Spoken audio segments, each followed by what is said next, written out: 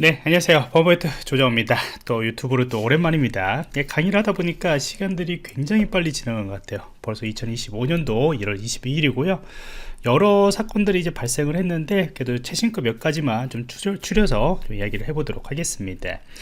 우선은 이제 국내에서 발생한 사건 중에서는 이제 저는 성심당 SNS 계정 해킹, 이게 좀 관심이고, 성심당의 인기는 엄청나죠. 그래서 사람들도 많이 관심을 가졌을 건데, 이게 안타까운 것이 뭐냐면은 작년에 5월 달에 저희가 성심당 몰 온라인 몰들이 해킹이 있었어요. 그때 당시에도 이제 이 성심당 몰 쪽에 들어갔을 때 이제 피싱 사이트, 네이버 피싱 사이트로 이동하는 그런 악성 코드 삽입된 것들을 확인을 했었고요.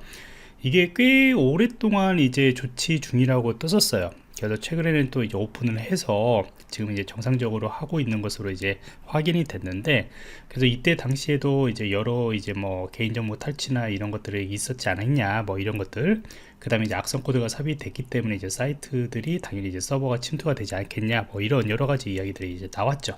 그거는 이제 후에 또 조사가 나오면은 아마 나올 것 같고요. 근데 이제 최근에 또 성심당 공식 인스타그램, 특히 인스타그램 같은 경우에는 뭐 여러분들도 아시다시피 여러 가지 홍보나 이런 마케팅에 사용하는 그런 계정이고, 얼마나 많은 사람들이 이제 보고 있겠어요. 그런데 이제 아이디가 이제 탈취가 이제 발생을 했었습니다.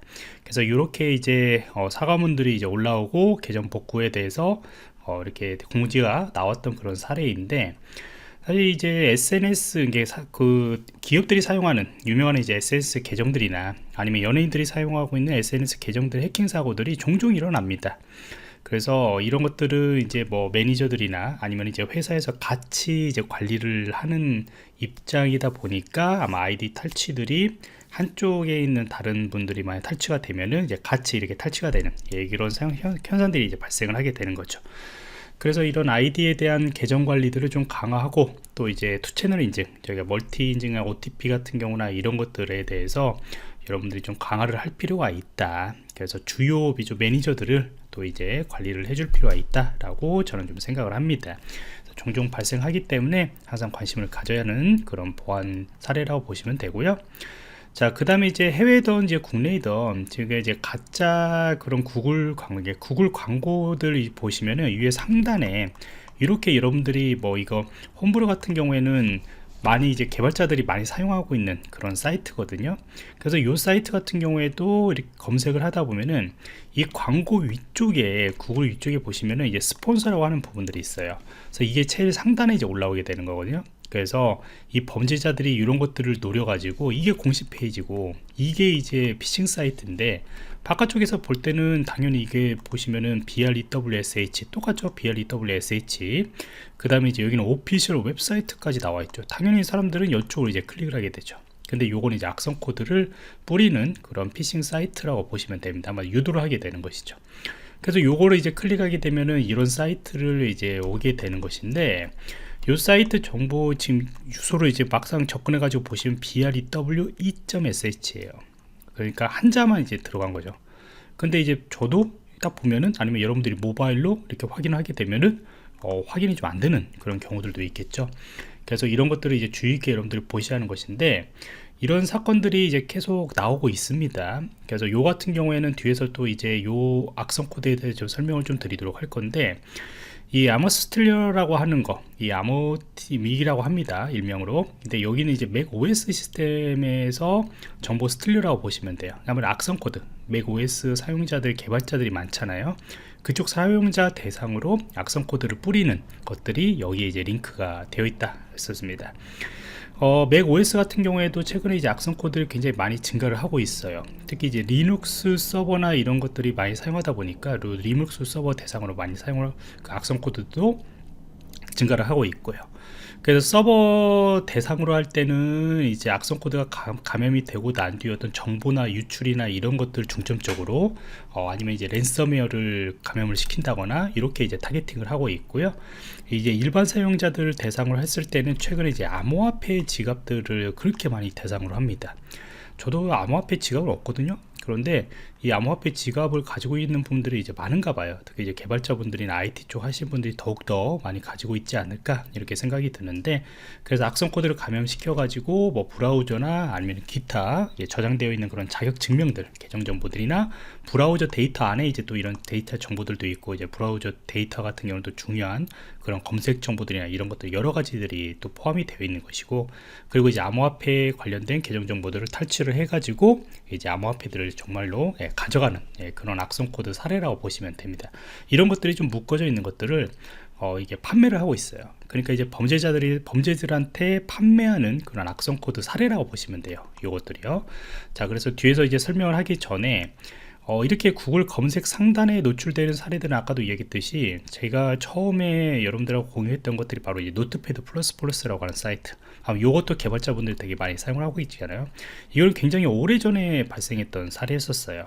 그래서 여기 같은 경우에도 그때 보시면은 이제 굉장히 많은 노트패드 막 이렇게 이렇게 이 스폰서들이 굉장히 이제 많이 등록이 되어 있죠. 그래서 이때를 계기로 이제 구글 쪽에서도 광고에 대해서 어느 정도 이제 필터링을 하고 있는 것을 알고 있겠지만은 그 사항들이 이제 100% 이제 필터링은 되지 않는 것 같아요. 그래서 여기 같은 경우에도 이제 우리가 노트패드 플러스 이제 프로그램들을 설치를 하게 되면은 악성 코드가 설치됐던 그런 사례라고 보시면 됩니다. 이런 것들이 이제 계속 일어나고 있다라는 것이죠. 자, 그래서 다시 앞쪽으로 넘어가서 우리가 아머스틸러라고 하는 서비스가 있는데, 요건 아까도 이야기했듯이 이제 아크 브라우저라고 하는 요것을 대상으로 이제 진행을 한다고 합니다. 그래서 요거는 이제 이게 아모스 빠졌네요. 그래서 2023년도 이제 4월에 처음 이제 등장했던 그나마 최신 형태의 이제 악성 코드 서비스라고 보시면 되고요.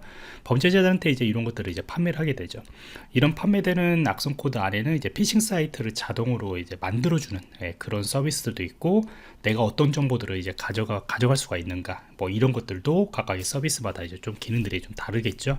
그래서 여기는 이제 신용 정보들이나 쿠키 정보들이나 비밀번호, 암호화폐와 관련된 여러 가지 정보들을 이제 탈취하는 것들이 이제 포함이 되어 있습니다.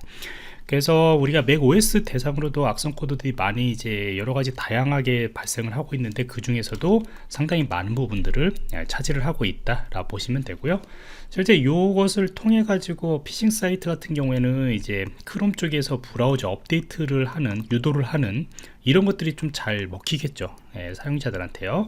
그래서 이런 형태들도 있는 것이고요. 아니면 이제 특정 사이트의 그런 형태를 피싱 사이트로 유도하는 거죠. 앞에서 봤던 이런 사이트들을 이제 이런 서비스를 통해 가지고 만들어낼 수 있다라고 보시면 됩니다. 우리가 이제 교육용으로 사용할 때는 이제 SAT라고 하는 거냐, 아니면 BF라고 하는 그 칼리 리눅스에 포함된 그 피싱 사이트 만드는 것들이 있거든요. 이제 그런 것들을 통해서도 여러분들이 교육용으로 충분히 사용할 수 있는 부분들이기 때문에 이런 악성 코드는 좀 피하시고, 이런 것을 통해 가지고 좀 여러분들이 이렇게 테스트하라 이런 것들을 한번 해보시면은 괜찮을 것 같아요. 아무튼 이런 서비스들이 많이 이제 등장을 하고 있다라는 것이죠. 그래서 이런 머리어를 만드는 악성 코드들이 점점 이제 증가함에 따라 당연히 이제 배포 속도도 굉장히 빨라지는 거고요. 그 다음에 이제 그 안에 있는 유형들이나 아니면 뭔가 이제 우회하는 기법들이나 그런 것들도 빠르게 발전을 하고 있다. 침해 사고 분석가 입장에서는 굉장히 이제 힘들어지는 그런 상황이라 보시면 되겠죠.